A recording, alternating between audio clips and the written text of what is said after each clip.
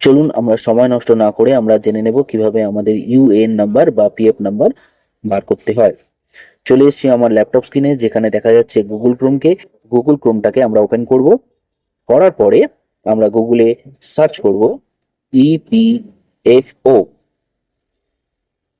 এটাতে log in করার পরে আমরা দেখতে পাবো এমপ্লয়ার প্রভিডেন্ট ফান্ড অর্গানাইজেশন। এটাতে লগ ইন করার পরে একটু নিচে চলে যদি আসি, তাহলে দেখতে পাবো online claim member account transfer. এটাতে আমরা ক্লিক করব। এখানে ক্লিক করার পরে আমরা একটু নিচে যদি নামি, এখানে লেখা রয়েছে নো ইউর ইউএএন। ভালো করে দেখুন পেজটা, লেখা রয়েছে নো ইউর ইউএএন। এটাতে আমরা ক্লিক করব। করার পর আরেকটা পেজ আমাদের নিয়ে যাবে, যেখানে লেখা রয়েছে no your UAN secure verification and quick process.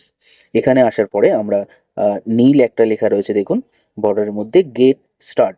এখানে আমরা ক্লিক করব। করার পরে আমাদের আধার কার্ডের সঙ্গে যে মোবাইল নাম্বারটা রয়েছে, ওই মোবাইল নাম্বারটা আমরা এখানে এন্টার করব। তারপরে আমরা আমাদের সিলেক্ট আইডি প্রুফ, আমরা আমাদের আধার কার্ড দিতে পারি বা প্যান কার্ড দিতে পারি। এবার যাদের মেম্বার আইডি আছে, ঠিক আছে, তারা মেম্বার আইডি দিতেই পারে, কোনো অসুবিধা নেই, কিন্তু প্রত্যেকের আমার মনে হয় আধার কার্ডটা দেওয়া উচিত। তো সেক্ষেত্রে আমরা আধার কার্ডটা সিলেক্ট করব এবং আহ, এখানে আমরা আধার কার্ডের যে নাম্বারটা আছে সেই নাম্বারটা এখানে দেব। পিএফ সংক্রান্ত কোনো সমস্যার সমাধানের জন্য আমার সঙ্গে অবশ্যই যোগাযোগ করতে পারেন এবং আমাকে ফলো করতে পারেন। আমি আপনাকে অবশ্যই হেল্প করব। ওকে, এবারে একটু যদি নিচে চলে আসি, সেখানে আছে দেখো ক্যাপচার। তো ওর ক্যাপচারটা আমরা দেখে ভালোভাবে এখানে দেব।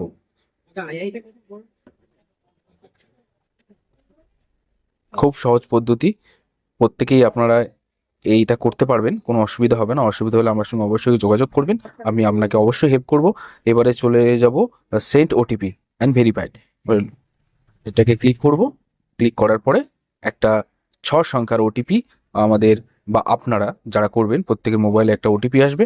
ওটিপিটা আমরা এখানে দেব এবং ভেরিফাই ওটিপি যদি ক্লিক করা যায়, তাহলে খুব সহজে একটু সময়ের মধ্যে আমরা আমাদের ইউএএন নাম্বার অর্থাৎ পিএফ নাম্বারটা খুব সহজে আমরা বুঝতে পারবো।